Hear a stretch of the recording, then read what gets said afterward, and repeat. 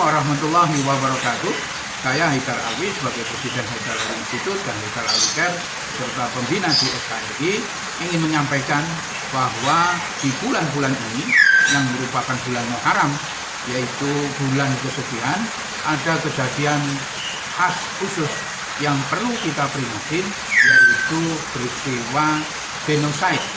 Boleh dikatakan genocide, peristiwa genocide keluarga Nabi Muhammad Rasulullah yang kita cintai bersama, yaitu Sayyidina Husain, peristiwa di Karbala.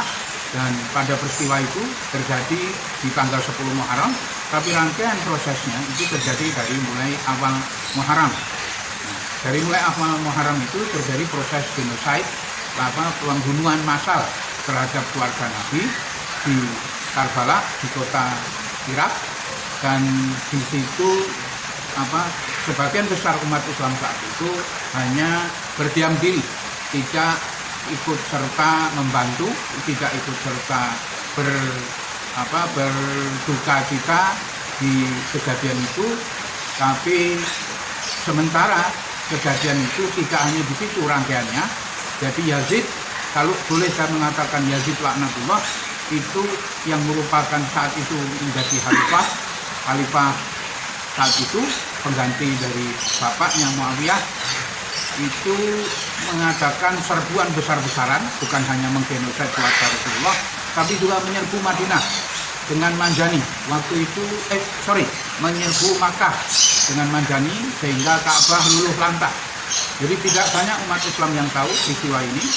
Ka'bah sempat hancur, dan kalau nggak salah waktu itu yang namanya Hajarul Aswad sempat hilang saat itu dan kembali beberapa saat lagi. Bukan hanya Ka'bah yang rata, tapi Madinah juga diratakan dengan tanah, dan harta muslimin Madinah itu juga dihalalkan untuk diambil. Dan yang lebih sadis lagi, perempuan suci Madinah dihalalkan untuk digauli, diperkosa oleh tentara-tentara Yazid laknatullah. Nah, kejadian setelah itu, beberapa tahun setelah itu, di Madinah banyak lahir anak-anak hasil pemerkosaan dari yang menamakan dirinya Khalifah Islam saat itu, yaitu Yazid laknatullah. Nah, kita kembali ke kejadian Karbala yang peristiwanya diperingati oleh sebagian umat Islam yang memperingati, dan biasanya yang memperingati disebut kaum Syiah. Tapi menurut saya itu sama sekali tidak tepat, karena yang dibunuh di genocide adalah keluarga Rasulullah, keluarga suci Rasulullah sesuai dengan Al-Ahzab ayat 33. Pada saat itu di tanggal 10 Muharram, rangkaiannya dari tanggal 1, di tanggal 10 Muharram itu tentara Yazid yang dipimpin oleh Umar bin Ziyad dan dipimpin oleh laknatullah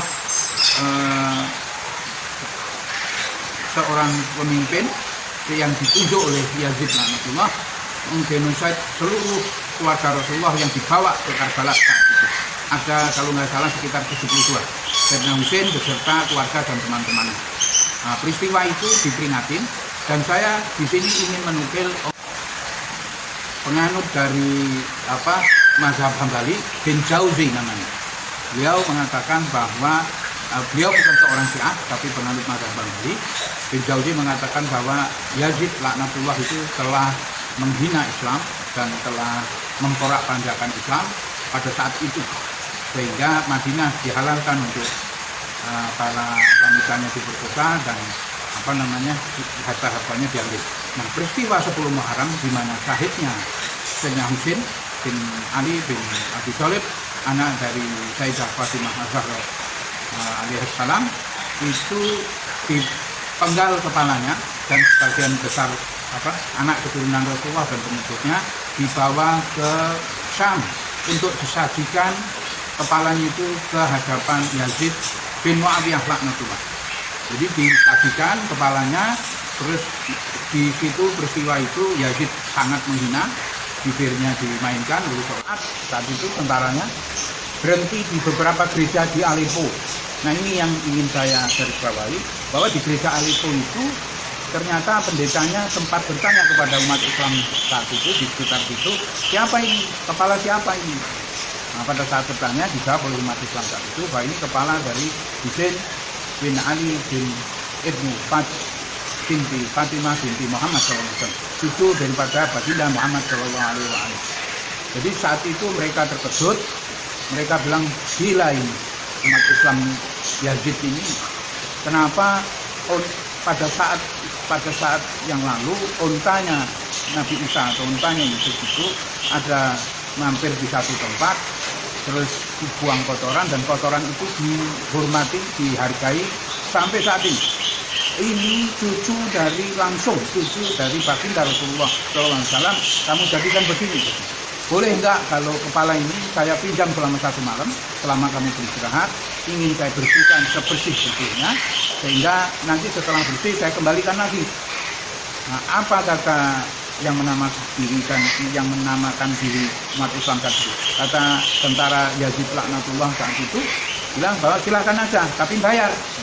Nah, sama pendeta yang berada di Aleppo itu dibayar.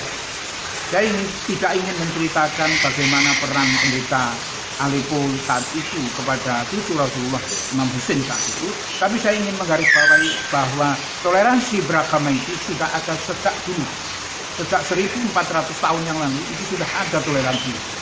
Jadi umat Nasrani justru berkeinginan untuk membersihkan jasad mulia.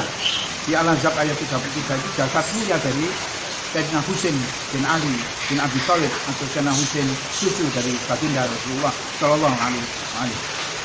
Jadi di situ yang ingin saya garis bawahi bahwa peringatan 1 Muharram sampai dengan 10 Muharram itu adalah peringatan suci, di mana dimaknai juga sebagai peringatan toleransi beragama yang baik. Dan sampai sekarang setahu saya setiap peringatan 10 Muharram di Karbala itu ada beberapa pendeta yang ikut